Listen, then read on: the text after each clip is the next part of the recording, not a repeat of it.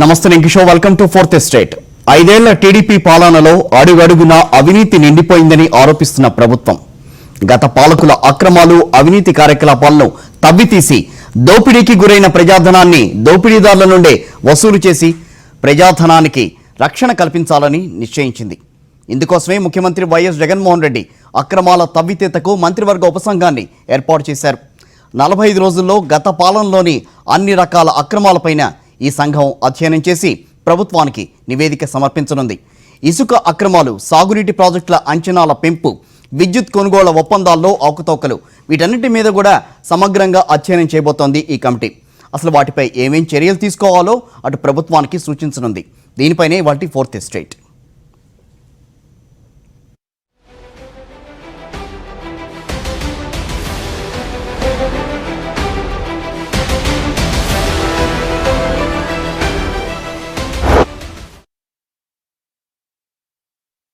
Right, ఇదే ఇవాళ మన ఫోర్త్ ఎస్టేట్ అంశం. మొత్తం మీద మనతో జాయిన్ అవుతున్నారు సీనియర్ జర్నలిస్ట్ వాసిరెడ్డి శ్రీనివాస్ గారు, అదేవిధంగా వైఎస్ఆర్ కాంగ్రెస్ పార్టీ ఎమ్మెల్యే కైలా అనిల్ కుమార్ గారు విజయవాడ నుంచి మనతో జాయిన్ అవబోతున్నారు. ఏపీ సిపిఐ నేత జేవి సత్యనారాయణమూర్తి గారు విశాఖ నుంచి మనతో జాయిన్ అవుతున్నారు.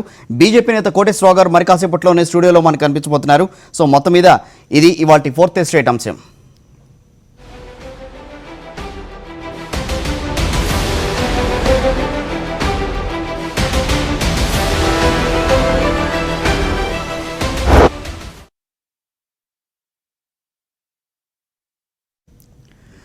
ఐదేళ్ల టీడీపీ పాలనలో అడుగడుగున అవినీతి నిండిపోయిందని ఆరోపిస్తున్న ప్రభుత్వం గత పాలకుల అక్రమాలు, అవినీతి కార్యకలాపాలను తవ్వితీసి దోపిడీకి గురైన ప్రజాధనాన్ని దోపిడీదారుల నుంచే వసూలు చేసి ప్రజాధనానికి రక్షణ కల్పించాలని చెప్తోంది. సో మొత్తం మీద అసలు ఏం జరిగింది, ఏం జరగబోతోంది, ప్రస్తుతం ప్రభుత్వం చేయదలుచుకున్న కార్యక్రమాలు ఏంటో ఒకసారి చూద్దాం ఇప్పుడు. ఆంధ్రప్రదేశ్లో అవినీతి రహిత పాలనను ఆవిష్కరించాలన్న దృఢ సంకల్పంతో ఉన్న ముఖ్యమంత్రి వైఎస్ జగన్మోహన్ రెడ్డి అన్ని శాఖల్లోనూ సమూల మార్పులు తీసుకురావాలని నిర్ణయించారు. గత 5 ఏళ్లుగా టీడీపీ పాలనలో అస్తవ్యస్తమైన వ్యవస్థలన్నింటినీ దారిలో పెట్టాలని ఆయన నిశ్చయించుకున్నారు. 5 ఏళ్ల చంద్రబాబు నాయుడి పాలనలో ప్రభుత్వంలో చోటు చేసుకున్న అవినీతి కుంభకోణాలను, అక్రమాలను వెలికి తీసేందుకు మంత్రివర్గ ఉపసంఘాన్ని నియమించారు జగన్మోహన్ రెడ్డి. ఆర్థిక మంత్రి బుగ్గన రాజేంద్రనాథ్ రెడ్డి, కన్నబాబు, అనిల్ కుమార్, పెద్దిరెడ్డి రామచంద్రారెడ్డి, మేకపాటి గౌతమ్ రెడ్డిలతో కూడిన సబ్ కమిటీ జరిగిన అక్రమాలను తవ్వితీయడంతో పాటు వాటిపై ఇప్పుడేం చర్యలు తీసుకోవాలో సూచిస్తోంది. గత 5 ఏళ్లలో జరిగిన లోపాలను సవరించి ఎక్కడైతే ప్రజాధనం దుర్వినియోగం అయ్యిందో గుర్తించాలని సూచించారు. ఆ తర్వాత అలాంటి తప్పులు పునరావృతం కాకుండా చర్యలు తీసుకోగలమని, ఈ మేరకు క్షుణ్ణంగా ప్రతి పాలసీని అధ్యయనం చేయాలని కమిటీకి జగన్మోహన్ రెడ్డి సూచించారు. ఎవరిపైనా కక్షపూరితంగా కాకుండా ప్రజాధనానికి రక్షణగా నిలిచేందుకు ఈ సబ్ కమిటీని ఏర్పాటు చేసినట్టు ముఖ్యమంత్రి వైఎస్ జగన్మోహన్ రెడ్డి స్పష్టం చేసిన సంగతి తెలిసిందే.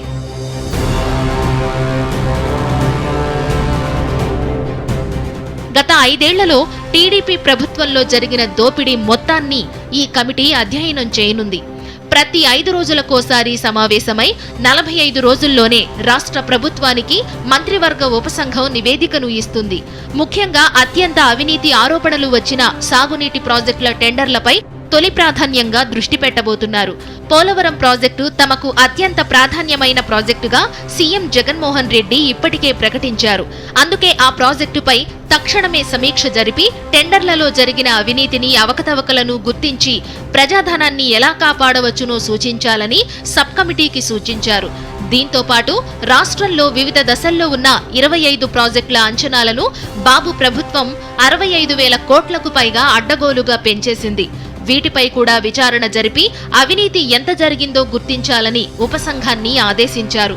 రాజధానిలో భూముల కేటాయింపులు, రాజధానిలో స్విస్ ఛాలెంజ్ ఒప్పందాల మాయాజాలం, పట్టణ గృహ నిర్మాణంలో జరిగిన కుంభకోణం, విద్యుత్ను అధిక ధరలకు కొనుగోలు చేసిన కుంభకోణాలు, నీరు చెట్టు, ఇసుక దోపిడీ వంటి అన్ని అవినీతి ఆరోపణలు ఉన్న పాలసీలను నిశితంగా సమీక్షించారు. ప్రభుత్వం వివిధ కంపెనీలకు ఇచ్చిన భూముల కేటాయింపులు, రాయితీలు కూడా పారదర్శకంగా జరిగాయా లేదా అన్న అంశాన్ని ఉపసంఘం విచారించనుంది. గత పాలసీల్లో లోపాలు, అవినీతిని వెలికితీసేందుకు అవసరమైతే సిఐడి, సిబిఐ, ఎన్ఫోర్స్మెంట్, విజిలెన్స్ విభాగాల సహాయాన్ని కూడా తీసుకుని అవినీతికి బాధ్యులను గుర్తించే అధికారాన్ని సబ్ కమిటీకి కల్పించారు సీఎం జగన్మోహన్ రెడ్డి. టెండర్లలో జరిగిన లోపాలను గుర్తించి అవసరమైన చోట రివర్స్ టెండరింగ్ ని కూడా సబ్ కమిటీ ప్రాజెక్టుల వారీగా సూచించనుంది. కేవలం ప్రజాధనాన్ని కాపాడాలన్న అంతిమ లక్ష్యంతో ఈ కమిటీ పనిచేయనుంది. ఇప్పటికే విద్యుత్ కొనుగోలు ఒప్పందాలపై సంప్రదింపుల కమిటీని కూడా నియమించి గతంలో ఎక్కువ ధర కోట్ చేసిన కంపెనీలను ఒప్పించి ధర తగ్గించి ప్రభుత్వ నిధులను ఆదా చేసేందుకు ప్రయత్నాలు ప్రారంభించారు. పారదర్శకమైన పాలన దిశగా సానుకూల దృక్పథంతో ప్రతి నిర్ణయాన్ని, విచారణను ముందుకు తీసుకెళ్లే గురుతర బాధ్యతను ఈ సబ్ కమిటీపై ఉంచారు ముఖ్యమంత్రి జగన్మోహన్ రెడ్డి.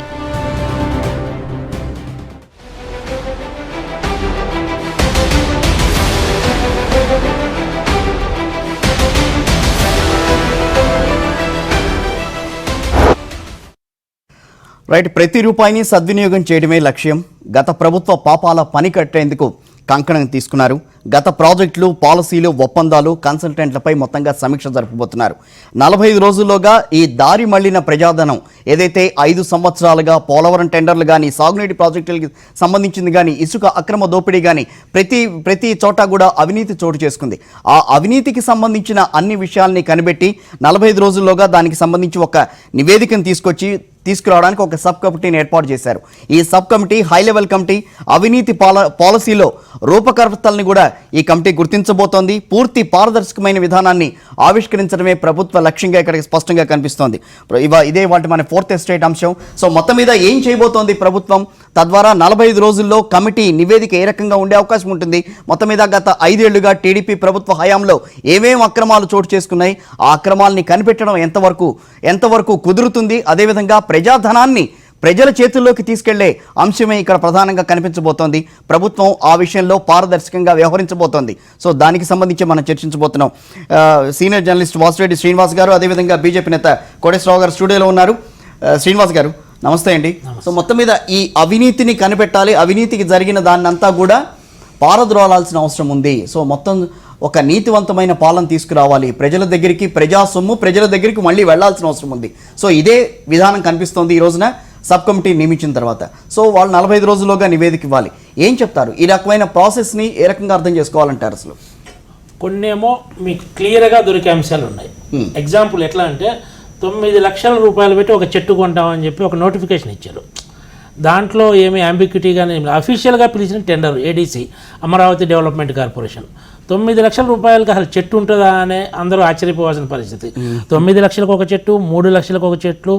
ఐకానిక్ బ్రిడ్జి ఉంది అమరావతిలో కనెక్ట్ చేయడానికి, సిటీ నుంచి అమరావతి కనెక్ట్ చేయడానికి ఐకానిక్ బ్రిడ్జి ఉంది. దాని యాక్చువల్ ఎస్టిమేషన్ 700 కోట్లు అయితే దాన్ని డబుల్ చేశారు, నియర్లీ 1400-1500 crores చేశారు. ఇది ఇంజనీర్లు చెప్పిన మాట, ఎవరైతే ఏడీసీలో పనిచేశారో వాళ్ళు చెప్పిన మాట. ఇంకొకటి భోగాపురం ఎయిర్పోర్ట్ ఉంది. భోగాపురం ఎయిర్పోర్ట్ని ఎస్టిమేషన్స్ బూస్టప్ చేయడం ఒక ఎత్తు, వచ్చిన టెండర్ని ఎయిర్పోర్ట్స్ అథారిటీ ఆఫ్ ఇండియాకి ఇవ్వకుండా అస్మదీయ కంపెనీ కాకుండా చేయటం, అది కూడా అవినీతి కిందే వస్తుంది. అది అట్లాంటివి రోడ్లలో ఇప్పుడు ఎగ్జాంపుల్ ఒక 4 lane రోడ్ ఇవ్వడానికి కిలోమీటర్కి 5 కోట్లు అయితే దాన్ని 8 కోట్లకు పెంచేసి ఇట్లా ఇవన్నీ కూడా మీకు ఒక ఎక్స్పర్ట్స్ కమిటీ అయితే, ఇంజనీర్ల కమిటీ అయితే ఈజీగా అసెస్ చేయగలిగి చెప్పొద్ది. ఎందుకంటే ఈ యాక్చువల్గా కాస్ట్ ఇంత ఉంది, వీళ్ళు ఇంత చేశారు, దీంట్లో అవినీతి ఇంత జరిగిందని కాయిన్ చేయడానికి కుదరవద్ది. మిగతా విషయాల్లో మీకు ముఖ్యంగా ఆలోచించాల్సిన విషయం ఏంటంటే ఇప్పుడు ఈ సబ్ కమిటీలో అధికారులు ఎంతవరకు సహకరిస్తారు. రైట్, ఈ అవినీతి అక్రమాలను వెలుగుతీయటానికి అధికారులు ఎంతవరకు సహకరిస్తారు. ఎందుకంటే వాళ్ళే పనిచేశారు అక్కడ, వాళ్ళు మారి ఉండొచ్చు కానీ ఒక శాఖ నుంచి ఇంకొక శాఖకు, ఇంకో శాఖ నుంచి ఇంకో శాఖకు మారి ఉండొచ్చు కానీ ఇదే అధికారులు తమ హయాంలో జరిగిన అవినీతిని తీసుకొని తమ మీదకు తెచ్చుకోగలుగుతారా? అయితే థర్డ్ పార్టీ ఎంక్వైరీ ద్వారానే ఈ విషయాలు ఎక్కువ వెలుగులోకి వచ్చాయి. మంత్రులకైనా కూడా ఎవరికైనా కూడా బ్రీఫింగ్ బేస్డ్ ఆన్ ఫైల్స్, అక్కడ ఉన్న ఎవిడెన్సెస్ ఆధారంగానే ఒక నిర్ణయానికి రావాల్సి ఉంటుంది. అయితే అధికారులు ఎక్కువ డ్రైవ్ చేసే అధికారులు, ఎగ్జాంపుల్ ఇప్పుడు మీకు సోలార్ పవర్ ఇష్యూ వచ్చేటప్పటికి జగన్మోహన్ రెడ్డి గారు ఒక 2000 కోట్ల అవినీతి అని చెప్తున్నారు. ఇప్పటికే 2-3 సార్లు చెప్పున్నారు. అయితే నాకున్న సమాచారం ప్రకారం అయితే ఆ సోలార్ పవర్లో అవినీతి అనేది జస్టిఫికేషన్ చేయటం సాధ్యం కాకపోవచ్చు. అది యాజ్ పర్ పాలసీనే అవైలబుల్ బేస్డ్ టారిఫ్ అని ఒకటి, మస్ట్ రన్ పాలసీ అని ఒకటి, యాజ్ పర్ పాలసీనే ఎక్కువ శాతం చేశారు. సో ఇప్పుడు ఈ 2,000 కోట్ల అవినీతి సోలార్ దాంట్లో ఎస్టాబ్లిష్ కాకపోవచ్చు అనేది అధికారులు చెప్తున్నమాట. అంటే నాట్ ఓన్లీ సోలార్ ఒకటి, మీరు ఒక సోలార్ అనే నేను చెప్పేది స్పెసిఫిక్ సోలార్, మిగతా సంబంధించి మిగతా ఈ కొనుగోలుకు సంబంధించి ఇసుక పర్చేస్ కానివ్వండి, కన్స్ట్రక్షన్స్ నేను చెప్పే డౌట్ ఏంటంటే అధికారులు సోలార్ విషయంలో మిస్లీడ్ చేశారు ప్రభుత్వాన్ని అనేది ఒక సమాచారం, నాకున్న సమాచారం. మిగిలిన టెండర్స్ విషయం అంటారా, టెండర్స్ విషయంలో చాలా వాటిలో అక్రమాలు జరిగినాయి అనేది నాకున్న సమాచారం. గతంలో ఐటమ్స్ కూడా వచ్చేసినాయి, అవన్నీ కూడా ఉన్నది. కొన్ని విషయాలేమో నిజంగా టెండర్స్ లో అక్రమాలు జరుగుంటే కనుక రివర్స్ టెండరింగ్ విధానానికి వెళ్దామని చెప్పి కూడా దానికి ఛాన్సెస్ ఉంటుంది మీకు. అది కూడా మంత్రుల కమిటీ, అధికారుల కమిటీ అంటే కూడా ఎక్స్పర్ట్స్ కమిటీ, థర్డ్ పార్టీ ముందు చెప్పారు జగన్మోహన్ రెడ్డి గారు. థర్డ్ పార్టీ ఇప్పుడు ఈ ప్రాజెక్టుకి 1000 కోట్లు అవుతుందని చంద్రబాబు గారు అంచనా వేసి టెండర్ పిలిచారండి. కాదు, దానికి 700 కోట్లతో కంప్లీట్ చేయొచ్చు అనేది అధికారులు చెప్పలేరు, మంత్రులు చెప్పలేరు. ఎక్స్పర్ట్స్ ఎవరు, ఇంజనీర్లు, వాళ్ళు మాత్రం చెప్పగలరు. అది థర్డ్ పార్టీ ఇంజనీర్స్ అసెస్ చేసి మాత్రం చెప్పగలగాల. అప్పుడు మీకు ప్రజాధనాన్ని సేవ్ చేసినట్టు అవుతుంది. అంటే ఇప్పుడు మీరే అన్నారు, ఇప్పుడు ఎవరైతే అధికారులు ఉన్నారో వాళ్ళు ఎంతవరకు బయట చెప్తారో అనేది కూడా ఇక్కడ మనం చెప్పాల్సిన అవసరం, మనం ఆలోచించాల్సిన అవసరం ఉందని అన్నారు. సో అట్లాంటప్పుడు ఇంజనీర్లు చెప్తారన్న ఆలోచన ఎట్లా చేయగలం మనం? దీనికి ఎంత అవుతుందని చెప్పి ప్రభుత్వం ఒక నిర్ధారణకు వచ్చినప్పుడు ఇక్కడ మిగతా సొమ్ము ఏమైందని చెప్పి ప్రభుత్వం అడగడానికి ఆస్కారం ఉంటుంది కదా. మీకు ఒక ఎగ్జాంపుల్ చెప్తా. ఐకానిక్ బ్రిడ్జ్ ఉంది, 1700 కోట్లనే, నేను ఒక ఆర్గ్యుమెంట్ కోసం చెప్తాను, 1700 కోట్లు అనుకుందాము. దీనికి 1700 కోట్లు కాదు, కేవలం 800 కోట్లతో కంప్లీట్ చేయొచ్చు అని థర్డ్ పార్టీ చెప్పగలదు. ఓకే, ఇక్కడ అధికారులు ఇన్వాల్వ్మెంట్ ఉండదు.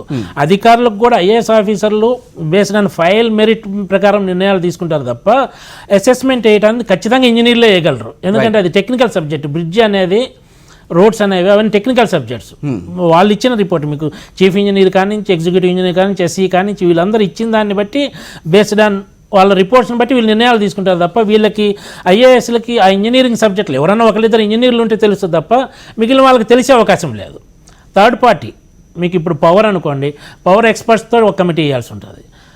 రోడ్స్ అనుకోండి, రోడ్స్ బిల్డింగ్స్ అనుకోండి, ఇంజనీరింగ్ ఎక్స్పర్ట్స్తో వేయాల్సి ఉంటుంది.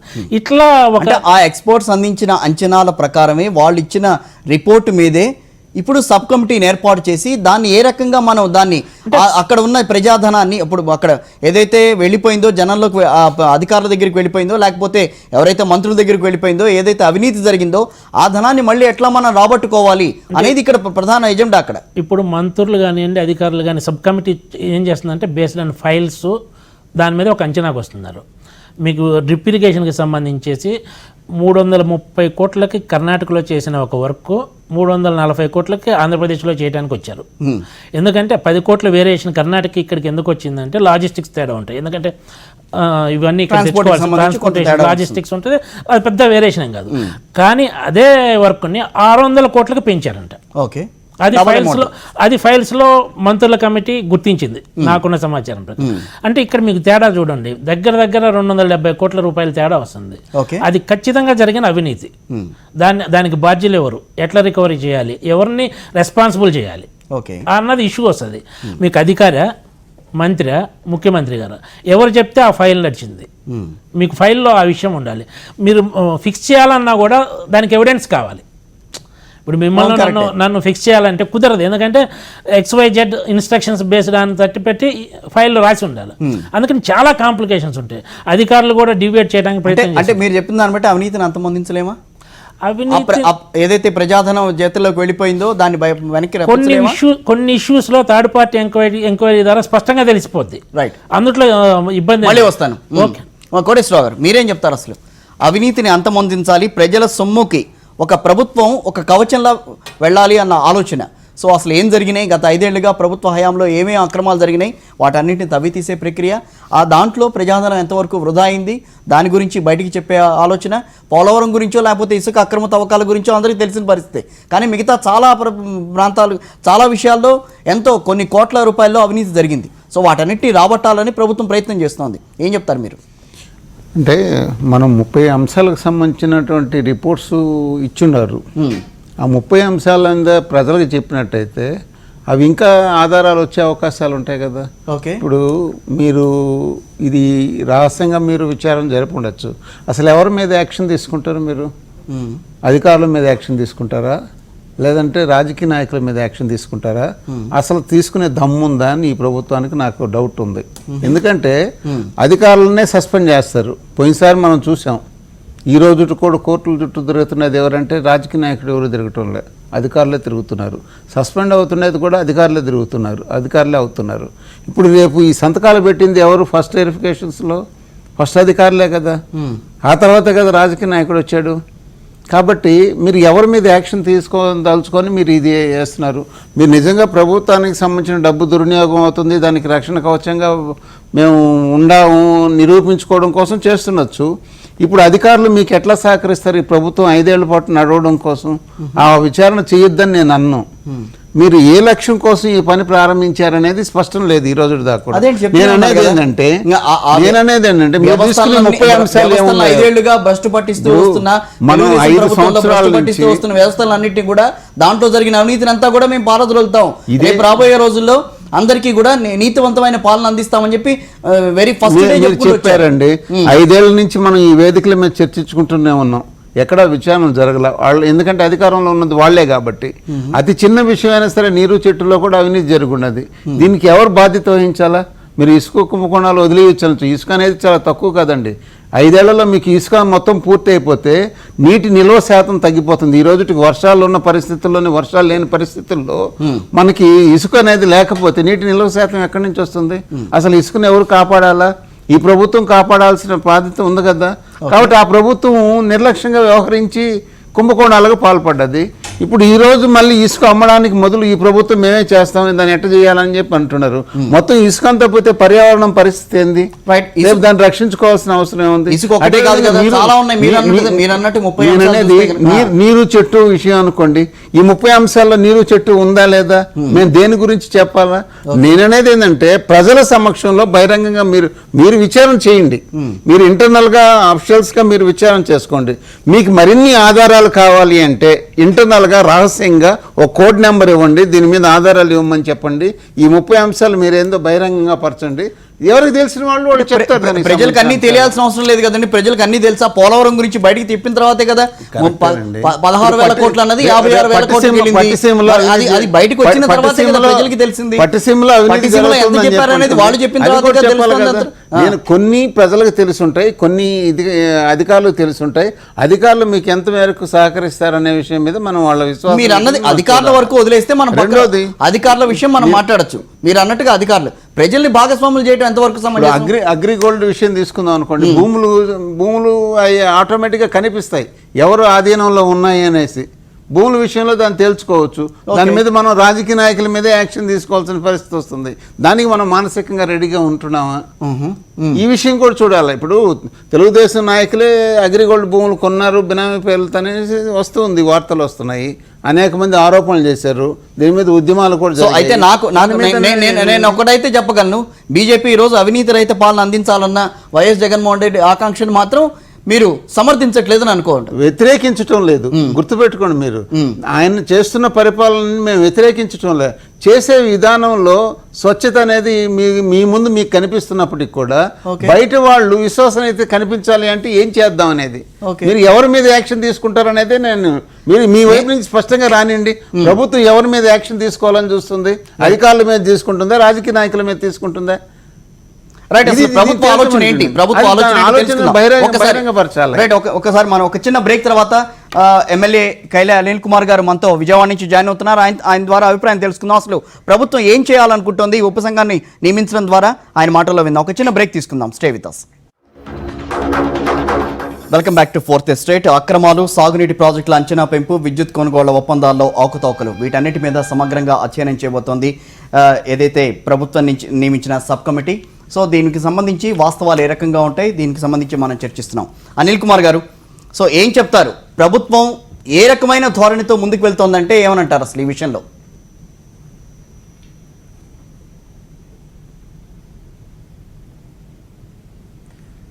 ప్రభుత్వం ఏదైతే సబ్ కమిటీని నియమించిందో అదంతా కూడా గత 5 సంవత్సరాలుగా జరిగిన అవినీతి. మొట్టమొదటిసారిగానే కలెక్టర్లు మీటింగ్ పెట్టి చంద్రబాబు నాయుడు గారు మా మనుషులు, మా కార్యకర్తలకి లైసెన్స్ ఇచ్చేశారు.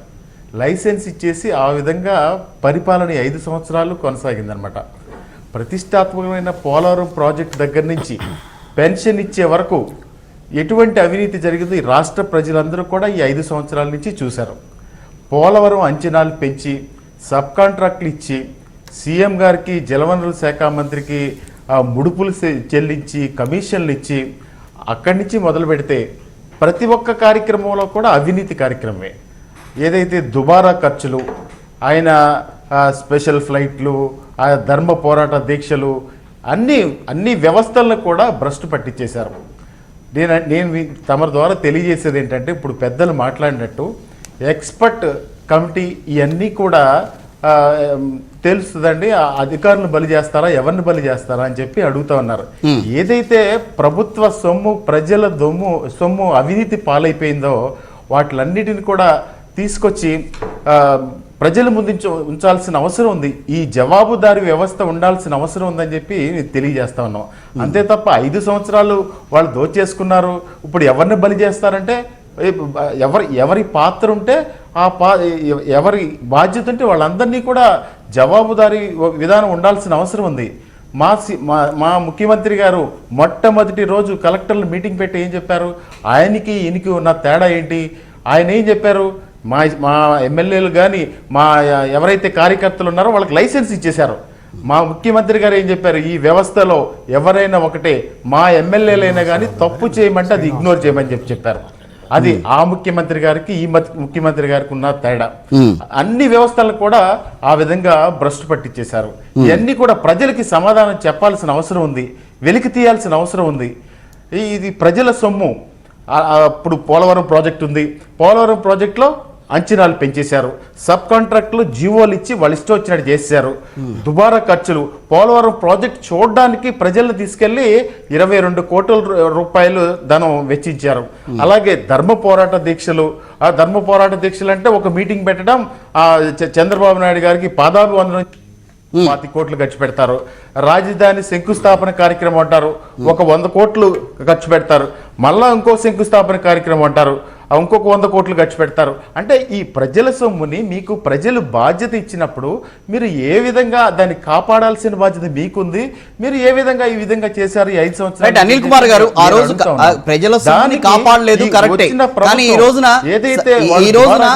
ఆ సొమ్ముని అక్కడ అవినీతి జరిగిందని తెలిసినప్పుడు ఆ సొమ్ముని ఎక్కడి నుంచి రికవరీ చేస్తారు, ఎలా రికవరీ చేస్తారు అనేది ఇక్కడ ప్రశ్నే.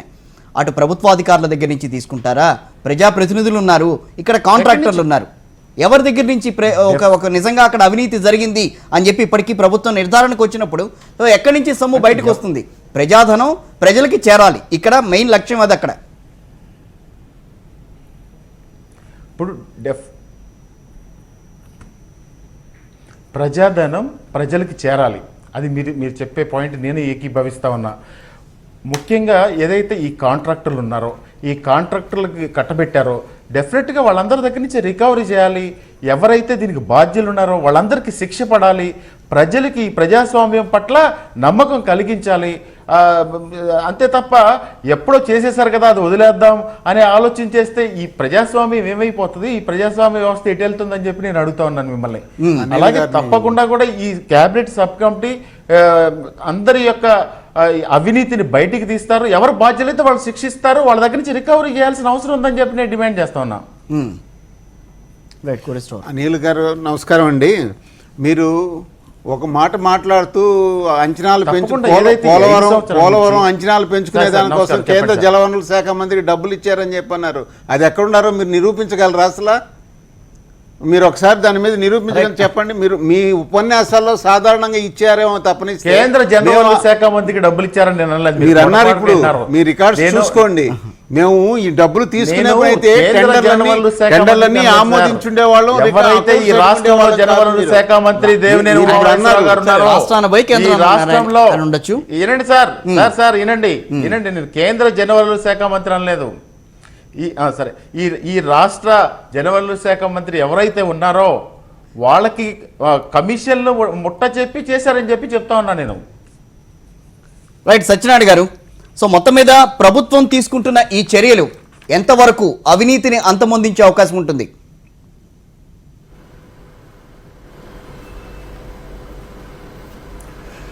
ఒకటి ఉందండి, ఇది కక్షపూరితమైనటువంటి చర్యలుగా ఉంటే సరైంది కాదు. అవినీతిని నిర్మూలించాలని చెప్పానంటే గత ప్రభుత్వం చేసినటువంటి పనుల్లో ఏ మేరకు అవినీతి ఉంది, దాన్ని ఎంత ఉంది అని చెప్పనేది ముందు చెప్పడం ఒక భాగం. రెండోది అవినీతి ఎంత జరిగింది, దాన్ని ఎలా రికవరీ చేస్తారు, ఎవరి దగ్గర నుంచి రికవరీ చేస్తారు. నేను ఉదాహరణకు ఒకటి చెప్తానండి. ఇప్పుడు అప్పుడు ఎవరైతే కాంట్రాక్టర్లు ఉన్నారో అదే కాంట్రాక్టర్లు ఇప్పుడు ఈ ప్రభుత్వం చేసే పనుల్లో అదే కాంట్రాక్టర్లు కొనసాగుతూ ఉన్నారు. ఆ ప్రభుత్వంలో వాళ్ళు చేశారని చెప్పారంటున్నాం. ఇప్పుడు వీళ్ళే ఇక్కడ కొనసాగిన తర్వాత వీళ్ళకి లావాదేవీలు, ఈ సంబంధాలు అన్నీ ఉంటాయి. ఇదే కాంట్రాక్టుల దగ్గర వసూలు చేయగలిగినటువంటి పరిస్థితి ఉంటుందా? ప్రజలకి విశ్వాసం కల్పించాలి. అవినీతి రహిత పరిపాలన అందిస్తామని చెప్పని మీరు చెప్పారు, ఖచ్చితంగా మిమ్మల్ని విశ్వసించారు. అవినీతి రహిత పరిపాలన అందించడం కోసం మీరు తీసుకున్నటువంటి చర్యలు ఏంటి అనేది ముందు ప్రజల ముందు పెట్టాలి. భవిష్యత్తులో మీరు చేసేటటువంటి టెండరింగ్ కానివ్వండి, ఇతర విధానాలు కానివ్వండి, అలాట్మెంట్స్ కానివ్వండి, లేకపోతే ఇసుక కానివ్వండి, ఇతర వర్క్స్ కానివ్వండి, ఇవన్నీ ఎక్కడైతే అవినీతి జరిగిందో అని భావిస్తూ ఉన్నారో దాని మీద నిపుణుల కమిటీ వేశారు. నిపుణుల కమిటీ ఇచ్చిన నివేదికల ప్రకారం మీరు ఖచ్చితంగా చర్య తీసుకునేటటువంటి సంకల్ప బలం ఈ ప్రభుత్వానికి ఉండాలి. అది ఎవరు చేసినా అంతే తప్ప అలాంటి చర్యలు తీసుకోకుండా ఏళ్ల తరబడి ఈ అధ్యయనాలు జరుపుకుంటూ పోయి ఇదిగో మేము ఈ ప్రయత్నం చేసాం ఆ ప్రయత్నం చేసాం అని చెప్పని మళ్ళీ చెప్తే దానివల్ల ఉపయోగం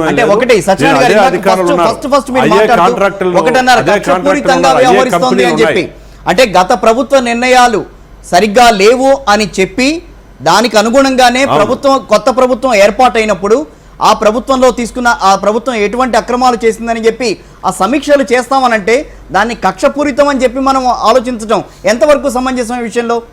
అవినీతిని పారద్రోలాలనేది ఇక్కడ ప్రభుత్వ లక్ష్యం.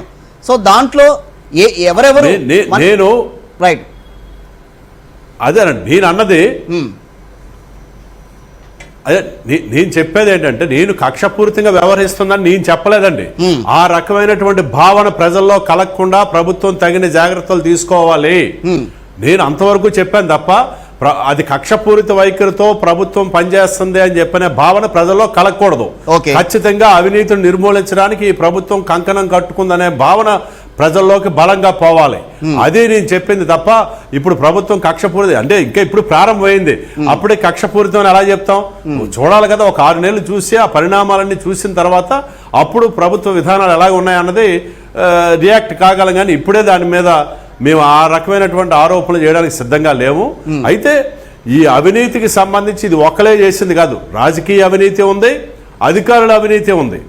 కాబట్టి ఈ రాజకీయాలు, అధికారులు, కాంట్రాక్టర్లు అందరూ కుమ్మక్కయిన తర్వాత ఈ అవినీతి జరుగుతూ ఉంది. వీళ్ళలోని ఎవరి పాత్రని నిర్ధారణ చేసి ఎవరి మీద ఏ రకమైన చర్యలు తీసుకుంటారనేది కూడా ప్రభుత్వానికి ఒక స్పష్టత ఉండాలని చెప్పని మేమైతే భావిస్తా ఉన్నాం. రైట్. అంటే కాంట్రాక్టర్లకి సంబంధించి ఒకవేళ అవినీతి జరుగుంటే మళ్ళీ రివర్స్ టెండరింగ్కి వెళ్తామని అన్నారు. ప్రజాప్రతినిధుల దగ్గర నుంచి అవినీతి జరుగుంటే వాళ్ళ దగ్గర నుంచి సొమ్ము రాబడతామని చెప్పానన్నారు. సో ఈ పద్ధతి కాదనంటారా? ఇది పారదర్శకంగా కనిపించట్లేదా మీకు?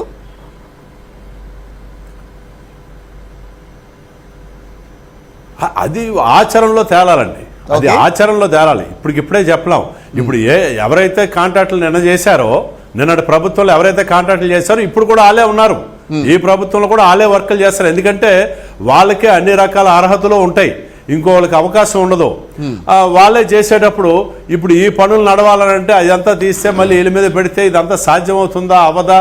ఇవన్నీ చాలా సాంకేతిక పరమైనటువంటి అంశాలు, ఇతరత్ర అంశాలు కూడా ఉంటాయి. కాబట్టి ప్రజలకు విశ్వాసం కలగాలి. ఖచ్చితంగా ఈ ప్రభుత్వం అవినీతికి వ్యతిరేకంగా నిలబడుతుంది, అవినీతి రహితమైనటువంటి పరిపాలన అందిస్తారనే ప్రజల విశ్వాసాన్ని చూరగొనేటటువంటి పద్ధతుల్లో ప్రభుత్వ విధానాలు ఉండాలని చెప్పని నేను భావిస్తా ఉన్నాను. రైట్ శ్రీనివాస్ గారు, ఇప్పుడున్న అధికార పార్టీ వైసీపీ ప్రతిపక్షంలో ఉన్నప్పుడు తెలుగుదేశం ప్రభుత్వ హయాంలో 5 లక్షల కోట్ల స్కామ్లు జరిగిందని ఒక పుస్తకం వేశారు వెరీ రీసెంట్గా ఎలక్షన్స్ ముందే.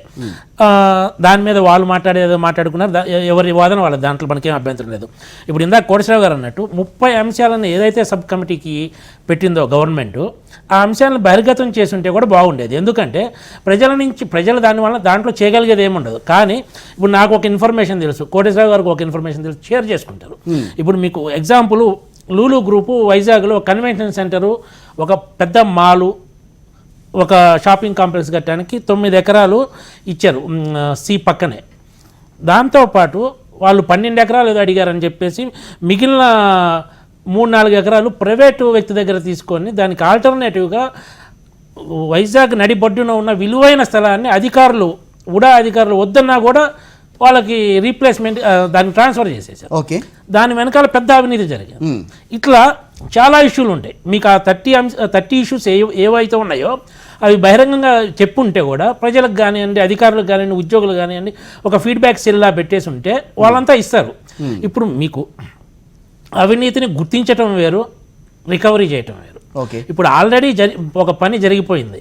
ఇందాక నేను చెప్పుకున్నట్టు డ్రిప్ ఇరిగేషన్ దాంట్లో 270 కోట్ల రూపాయలు ఇచ్చేశారు.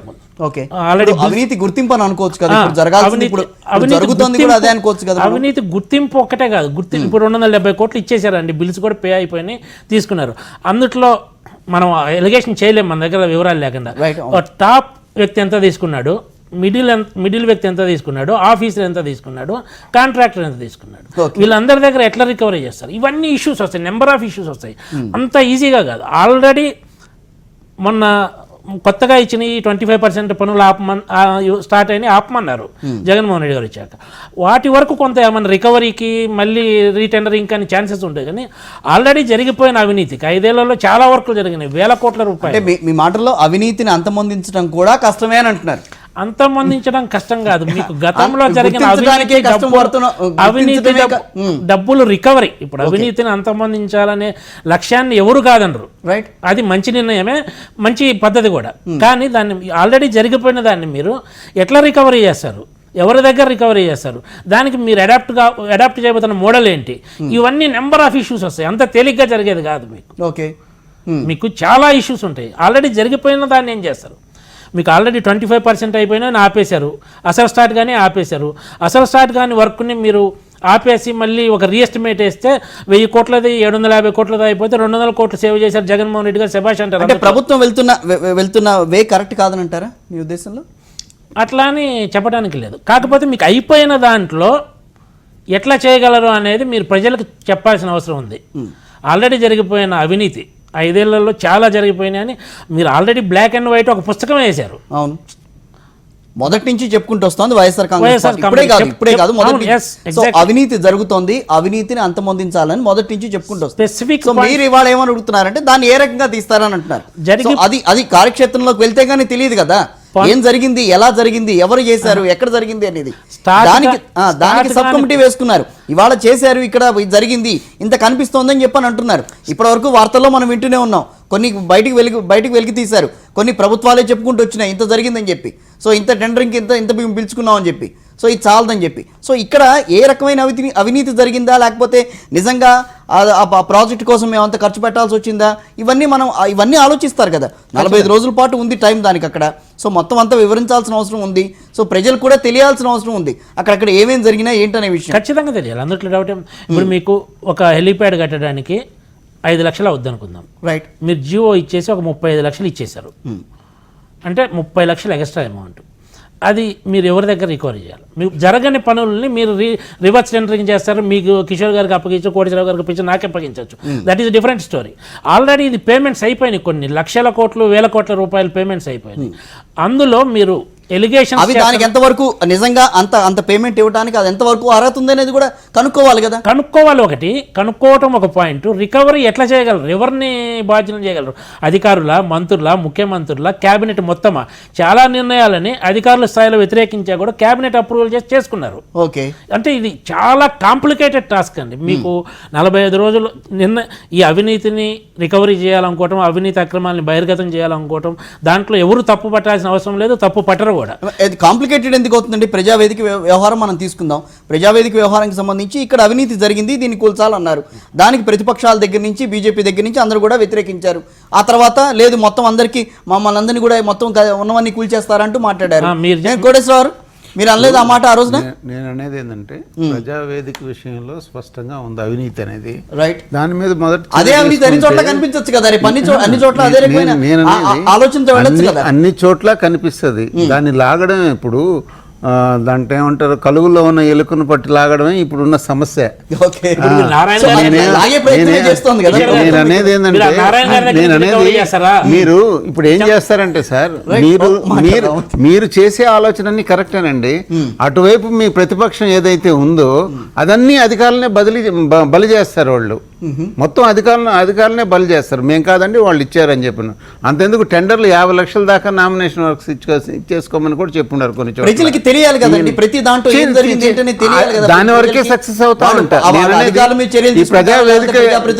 ప్రజావేదిక 4.5 కోట్లు అన్నారు, 9 కోట్లు అయింది. దీని మీద దొరుకుతారు, దీని మీద పట్టుకోండి. అదేవిధంగా పోలవరం ప్రాజెక్టు విషయంలో కూడా అంచనాలు పెంచారు అనేది అంచనాలకు సంబంధించిన వదిలేయండి. చేసిన వర్క్ లో అవినీతి జరిగింది. అదేవిధంగా పట్టిసీమలో అవినీతి జరిగిందన్నారు, దాని మీద విచారణ జరపండి. మీరు ఇలాంటి పర్టికులర్ గా ఎవరైతే రాజకీయ నాయకుల పాత్ర ఉందో వాళ్ళని పట్టుకోండి, తర్వాత అధికారులను పట్టుకోండి. కేంద్రంలో ఉన్న బీజేపీ అవినీతిని ఎట్టి పరిస్థితుల్లో ప్రోత్సహించమని చెప్తున్న బీజేపీ ఈ రోజు నా రాష్ట్రంలో జరిగిన దానికి ఎందుకు హర్షించట్లేదు? నేను ఇంకా ప్రోత్సహించలేదండి, మీరు పొరపాటు పడుతున్నారు. నేను అవినీతికి వ్యతిరేకంగా నేను మాట్లాడటం లేదు. అవినీతికి అనుకూలంగా జగన్మోహన్ రెడ్డి చేస్తున్నటువంటి దానికి నేను మద్దతు పలుకుతున్నా. అయితే మనం చేసే విధానంలో స్పష్టత కఠినంగా ఉండాలంటాను. మీరు ఒక మంచి ప్రయత్నాన్ని చేస్తుంటే అవతల వాళ్ళు దాన్ని రెండో రకంగా చెడు ప్రయత్నాన్ని ఆలోచన చేస్తున్నారు. నేను అందుకే మొదటి దఫాలో అధికారులు బలి కాకుండా ఫస్ట్ రాజకీయ నాయకుల మీద తీసుకోండి అంటుండ. రాజకీయ నాయకుల మీద తీసుకుంటే జనం హర్షిస్తారు. రాజకీయ నాయకుడు కొత్తగా వస్తున్న రాజకీయాల్లోకి వస్తున్న నాయకులు కూడా భయపడతారు, భయపడి ప్రజాసేవ కోసం పనిచేస్తారు. మనం మళ్ళీ అధికారులనే బలి చేసామనుకోండి, వీళ్ళు తప్పించుకుంటున్నారు కదా, అది నా బాధ. తప్పించుకునే వాళ్ళు రాజకీయ నాయకులే, అధికారులు ఎవరు తప్పించుకోలేకపోతున్నారు. నేననేది అధికారులను పక్కన పెట్టండి, ఫస్ట్ వీళ్ళ సంగతి చూడండి. అధికారులను బలిపశువులు చేయకూడదని అంటారు. చేయకూడదు, వాళ్ళు అవినీతి వాళ్ళ చేతిలో లేదండి, వాళ్ళు ఒత్తిడికి లొంగి చేశారు. నేననేది అధికారులు బలి అవుతున్నారు, వాళ్ళు కాదు కావాల్సింది. ఎవరైతే దాన్ని చేపట్టారో వాళ్ళ మీద చర్యలు తీసుకోవాలి. చెప్పలేదు అవినీతిని నిర్మూలిస్తామని చెప్పింది అంతే. అంటే ఏమైనా బాధ్యులు చేయరా? బాధ్యులను అయితే చేస్తాం కదా, ఎవరిని బాధ్యులు వాళ్ళ మీద చర్యలు తీసుకోవాలి కదా. ఇప్పుడు నిన్న చంద్రబాబు నాయుడు గారు ఏమైనా స్టేట్మెంట్ ఇచ్చారంటే, వైఎస్ రాజశేఖర రెడ్డి గారు ఉన్నప్పుడు నా మీద 28 ఛార్జ్ షీట్లు పెట్టాడు, ఒకటి నిరూపణ కాలేదు, ఇది కూడా నిరూపణ కాదని ఎంత ధైర్యంగా చెప్పారు చూడండి. ఓకే, ఇంకా ఎక్కడ నీరు గారిపోతుంది కదా అక్కడ ఇష్యూ. నేను అనేది చర్యలు అనేది అధికారుల మీదకే వెళ్ళిపోతుంది తప్పనిస్తే, రాజకీయ నాయకుడు తప్పించుకుంటున్నాడు, వేల లక్షల కోట్ల రూపాయలు ఎలక్షన్లో ఖర్చు పెడుతున్నాడు ఈ రోజు. కాబట్టి డబ్బంతా, ప్రజల డబ్బంతా ఎక్కడుంది? రాజకీయ నాయకుల దగ్గరనే ఉంది. నేను రాజకీయ నాయకుడు నువ్వు అటెంట్ మాట్లాడతావంటే అది కరెక్ట్. నేను చెప్తున్న వాస్తవ పరిస్థితుల్లో మేము చెప్తున్నాం. దాన్ని అరిగట్టాలి అంటే, ఎన్నికల ఖర్చును తగ్గించాలి అంటే ముందు వీళ్ళు చేస్తున్న అవినీతిని మనం కట్టడి చేయకపోతే రాబోయే రోజుల్లో మీరు కూడా పరిపాలన చేయలేని పరిస్థితికి వస్తుంది. 5 ఏళ్ల పాటు మీకు మొదలే ఆర్థిక సంక్షోభంలో రాష్ట్ర ప్రభుత్వం ఉంది, మీకు 2.5 లక్షల కోట్ల రూపాయలు అప్పులు ఇచ్చిపోయారు. ఇప్పుడు నిన్న ఆర్థిక మంత్రి గారు చెప్పింది ఏంది? 2 లక్షల కోట్ల బడ్జెట్ కావాలా అని చెప్పి బీజేపీ కూడా ఉందనుకోండి. మేమేం తీసుకోలేదండి, ఎక్కడ కూడా నేనేం కాంట్రాక్టులు తీసుకోవటంలా, షేర్లు తీసుకోవటంలా, కాంట్రాక్టులు తీసుకోవటంలా. ఉన్న వాస్తవ పరిస్థితులు ఎత్తి చూపించింది కూడా మా మిత్రపక్షంగా ఉన్నప్పుడు కూడా మేమే ఎత్తి చూపించాం తెలుగుదేశం మీద. నేను చిన్న బ్రేక్ తీసుకున్న తర్వాత మళ్ళీ మీ దగ్గరికి వస్తాను. ఇప్పుడు ఒక షార్ట్ బ్రేక్ తీసుకుందాం. Stay with us. Welcome back to fourth state. YSRCP MLA Kaila Anil Kumar garu విజయవాడలో ఉన్నారు, మనతో మాట్లాడుతున్నారు ఆయన. అనిల్ కుమార్ గారు, ఇప్పటి వరకు మీరు చూసిన దాన్ని బట్టి మీరు ఏ రకంగా చూస్తున్నారు? అంటే అవినీతిని పారద్రోలాలన్న ప్రభుత్వ సంకల్పాన్ని ఏ రకంగా అర్థం చేసుకుంటున్నారు? ఇప్పుడు జరిగిన చర్చను చూస్తున్న తర్వాత ఏమనిపిస్తోంది మీకు?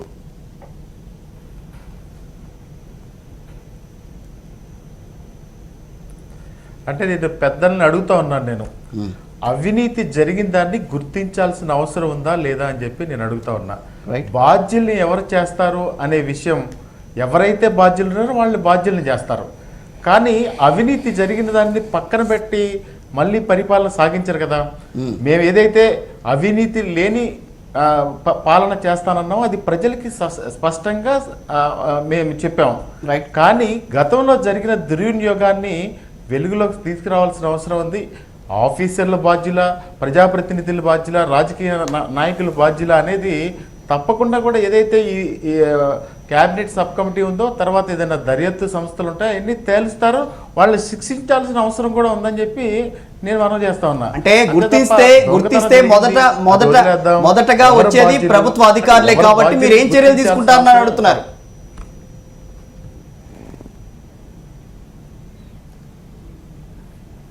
కాదండి, దానిలో రూల్స్ ఉంటాయి. ఎవరి పాత్ర ఎంతవరకు ఉంది, ఎవరు దానికి బాధ్యత, ఈ బిజినెస్ రూల్స్ ఉంటాయి, ఫైల్ ఏ విధంగా ముందుకెళ్తుందో తెలుస్తుంది. అవన్నీ గుర్తించడానికే కదా ఈ దర్యాప్తు సంస్థలు కానీ, లేకపోతే ఇప్పుడు ఈ సబ్ కమిటీ కానీ ఇవన్నీ కూడా ఏర్పాటు చేసింది దానికోసం అని చెప్పి నేను మనం చేస్తా ఉన్నా. అంతే తప్ప అప్పుడే గుర్తించక ముందే ఆ అధికారుల్ని బలి చేయకూడదు, రాజకీయ నాయకుల్ని చేయకూడదు, లేకపోతే రాజకీయ నాయకుల పాత్ర ఎక్కువ ఉంది అని మేము ఒకటి దొంగతనం జరిగిందా లేదా, ఆ దొంగతనాన్ని గుర్తించాల్సిన అవసరం ఉందా లేదా, దొంగల్ని శిక్షించాల్సిన అవసరం ఉందా లేదా అని చెప్పి నేను అడుగుతా ఉన్నా. ఇంకా ఏమి దర్యాప్తు స్టార్ట్ అవ్వకముందే అధికారుల్ని ప్రతిసారి బలి చేస్తారు, రాజకీయ నాయకుల్ని పక్కన పెడతారు. అసలు అలా కాదు. దొంగతనం ఎందుకు జరుగుతుంది ఈ వ్యవస్థలో అది గుర్తించాలి. ఒకసారి శిక్షించిన తర్వాత మళ్ళీ జరగకుండా కాపాడాల్సిన అవసరం ఉంది. ప్రజలు 5 సంవత్సరాలు పరిపాలించమని అత్యధిక మెజారిటీతో 150 సీట్లు ఇచ్చారు. ఏదైతే దొంగతనాలు జరిగినాయో అవన్నీ కూడా చూడాల్సిన అవసరం ఉందని చెప్పి మనం చేస్తా ఉన్నాను. అంతే తప్ప ఆదిలోనే ఎవరిని శిక్షిస్తారు, ఎవరిని బలి చేస్తారు, మీరు ఏ విధంగా గుర్తిస్తారు, మీరు ఏ విధంగా దాన్ని శాస్త్రీయ ప్రాతిపాదికగా తీసుకుంటారని చెప్పి మనం ఇప్పుడే ఆదిలోనే ఆ చర్చకి దారితీస్తే పక్కతో పడతా ఉంటుంది. రైట్. ఏదైతే ప్రభుత్వం ముందుకెళ్తా ఉందో పెద్దలు అందరూ కూడా, ఎవరైతే తటస్థులు ఉన్నారో వాళ్ళందరూ కూడా ముందుకొచ్చి దాన్ని ఎంకరేజ్ చేయాల్సిన అవసరం ఉందని చెప్పి మనం చేస్తా ఉన్నాను నేను. రైట్. సత్యనారాయణమూర్తి గారు మీరేమంటారు? అయ్యా, ఖచ్చితంగా ఇప్పుడు కొన్ని చర్యలు వెంటనే తీసుకోవచ్చండి. ఇప్పుడు విశాఖపట్నంలో లోలు గ్రూప్కి సంబంధించి ఓ ప్రస్తావన చేశారు. అవును. లోలు గ్రూప్కి ఏవైతే కేటాయింపులు చేశారో ఆ కేటాయింపులన్నీ తక్షణమే రద్దు చేయాలి. ఆ రోజుని మేము కూడా దానికి వ్యతిరేకంగా, కేటాయింపులకు వ్యతిరేకంగా ఆందోళన చేశాం. అది రద్దు చేయాలి. అలాగే ఇక్కడ ఇంకొక 40 ఎకరాలు టెంపుల్ స్టన్ అనేది ఒక సాఫ్ట్వేర్ కంపెనీకి అడ్డగోలుగా కట్టబెట్టారు. ఇలాగా అనేక కంపెనీలకు అడ్డగోలుగా ప్రభుత్వ విలువైనటువంటి ఆస్తుల్ని, భూముల్ని కట్టబెట్టినవి, ఇటువంటి ఒప్పందాలు ఉన్నాయి. అవి ఇంకా అమలు కాలే. అటువంటి ఒప్పందాలన్నింటినీ వెంటనే రద్దు చేస్తే ఒక విశ్వాసం వస్తుంది. అలాగే ఇది ఎంక్వైరీ చేయాల్సిందే. ఎంక్వైరీ చేయాలి. అవినీతి ఏ మేరకు జరిగింది, దానికి బాధ్యులు ఎవరు, అవి కూడా నిర్ధారణలు చేసి మేము స్వచ్ఛమైనటువంటి పరిపాలన అందిస్తూ ఉన్నాం, అవినీతి రహిత పరిపాలన అందిస్తూ ఉన్నాం, అందుకనే మేము పూనుకొని ఉన్నాం అనేటటువంటి విశ్వాసాన్ని ప్రజల్లో కలగజేయాలి. ఖచ్చితంగా ఈ స్టెప్లు ఏదైతే ప్రభుత్వం ఇప్పుడు వేస్తున్న అడుగులు ఉన్నాయో, అవినీతి రహితంగా గత ప్రభుత్వం హయాంలో అనేక ఆరోపణలు వచ్చాయి. అది పట్టిసీమ కానివ్వండి, పోలవరం కానివ్వండి, మిగతా అంశాల్లో. అయితే ఇక్కడ పోలవరం దగ్గరికి వచ్చేటప్పటికి ఒక్కడ ప్రశ్న ఉదయిస్తూ ఉంది. పోలవరం 58,000 కోట్ల రూపాయలకు అంచనాలు పెంచారు. అప్పుడు దాన్ని అవినీతితో ఇది పెంచారని చెప్పన్నారు. ఇప్పుడు కేంద్ర ప్రభుత్వం కూడా దాన్ని ఆమోదించింది. అదే అటుపక్క నిర్వాసితులకు ఇవ్వాల్సిన నష్టపరిహారం, ఈ అన్ని అంశాలు అందులో కలిపి ఉన్నాయి. అప్పుడు అవినీతి ఎక్కడ జరిగింది అనే దానికి ప్రజలకు ఒక సందేహం వస్తుంది.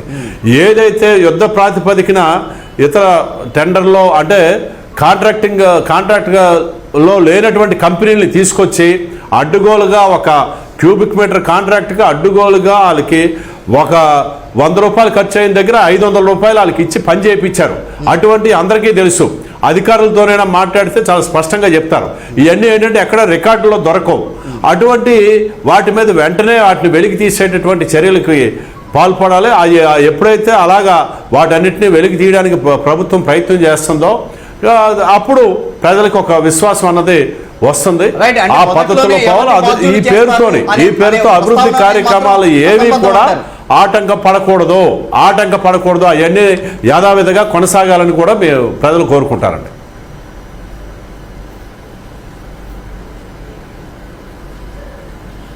సత్యనారాయణ గారు, మొదట్లోనే ఎవరిని బాధ్యులను చేస్తారు అనే మాట మాట్లాడటం అనేది అసంబద్ధం అని అంటారు. చెప్పండి.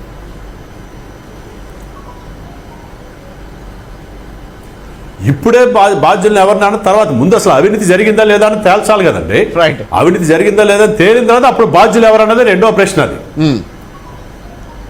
రైట్. కోటేశ్వరరావు గారు, ఇందాక మిమ్మల్ని మధ్యలో ఆపేసా కొన్ని విషయాల్లో. రాజధాని నిర్మాణం కోసం రైతుల నుంచి 39,000 ఎకరాల దాకా సేకరించారు. 33,000 ఎకరాలు. 33,000 ఎకరాలు సేకరించారు.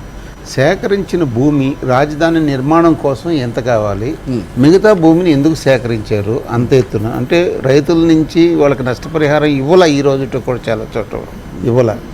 కేంద్ర ప్రభుత్వం అయినా సరే బీజేపీ అయినా ఏం చెప్తుందంటే రైతుల నుంచి తీసుకునే ప్రతి భూమిది ఇక్కడ మార్కెట్ రేట్ ప్రకారం గవర్నమెంట్ ఇవ్వాలని మనం చెప్తున్నాం. వాళ్ళు ఆ విధంగా ప్రయత్నం చేయటం లేదు.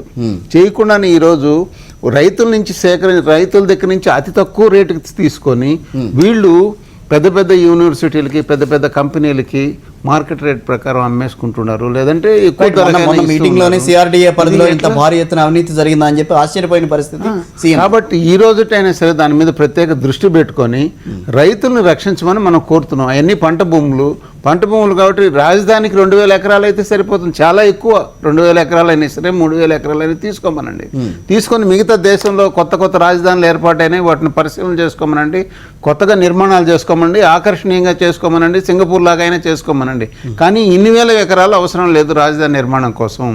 ఈ ఇన్ని వేల ఎకరాలని ప్రభుత్వం రైతుల నుంచి ఏనాడు కూడా ఈ మాటలు ఏమి కూడా బీజేపీ నుంచి ఇవన్నీ చెప్పామండి. చెప్పిన తర్వాత కనుమరుగైపోయినాయి. ఎవరైతే వాళ్ళ మీడియా ఉంటుందో ఎవరు మా మొర ఆలగించలే. మీరేదో కొత్త ప్రభుత్వం వచ్చారు కాబట్టి ఇప్పుడు జగన్ గారు వచ్చారు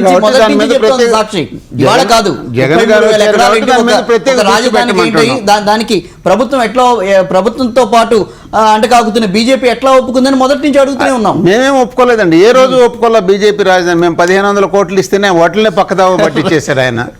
అదే 2,500 కోట్లు ఇస్తే 1,000 కోట్ల రూపాయలు భూగర్భ ఒక సబ్జెక్ట్ ఎత్తారు, రాజధానికి సంబంధించి మీరు ఒక సబ్జెక్ట్ ఎత్తారు. దాంట్లో అవినీతి జరిగిందని మీకు తెలుసు, యావత్ రాష్ట్ర ప్రజానికానికి అందరికీ తెలుసు. సో దాని మీద చర్య తీసుకోండి.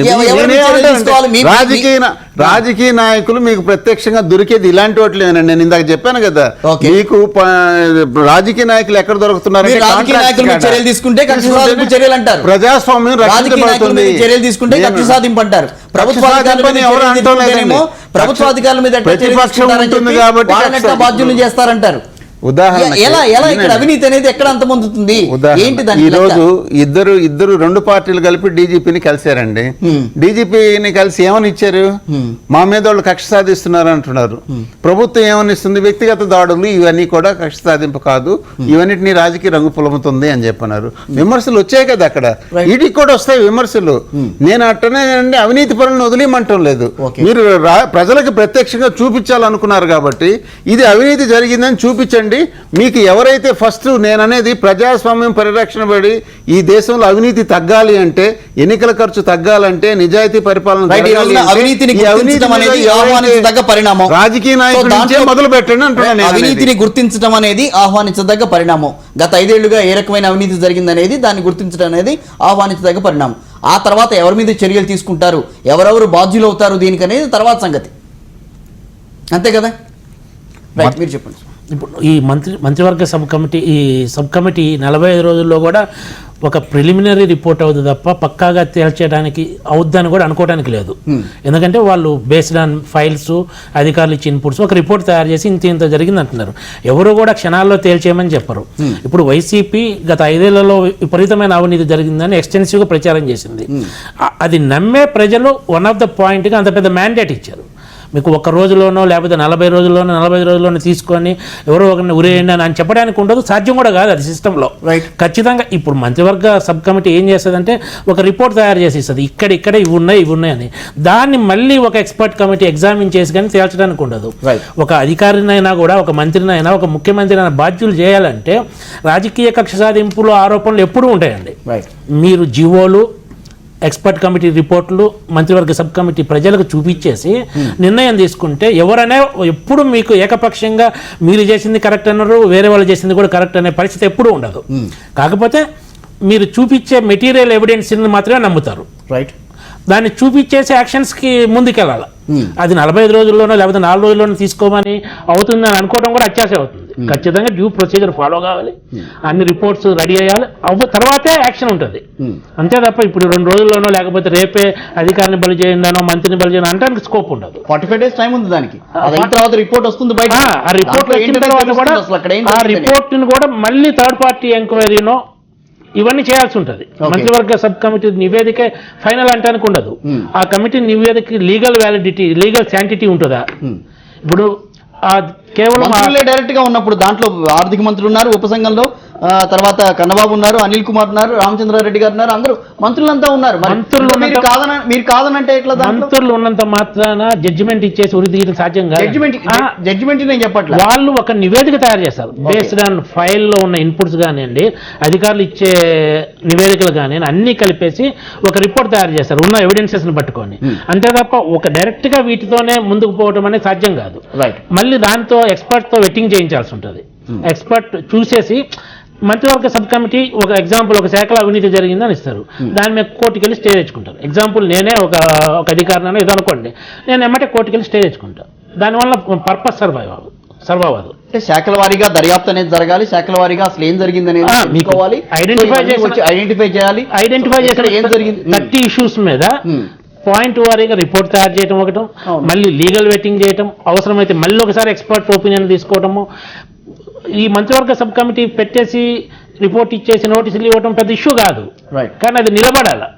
మీరు బ్లాక్ అండ్ వైట్ లో పుస్తకం వేసి 5 లక్షల కోట్ల అవినీతి జరిగిందని కనీసం ఒక 50,000 కోట్ల అవినీతి జరిగిందన్న ఎస్టాబ్లిష్ చేయకపోతే అది పెద్ద ఇష్యూ అవుతుంది మళ్ళీ. రైట్. అనిల్ కుమార్ గారు, ఫైనల్ గా పారదర్శకంగా జరుగుతుందని అనుకోవచ్చా? ఒకే ఒక వర్డ్ మాకు చెప్పాలి.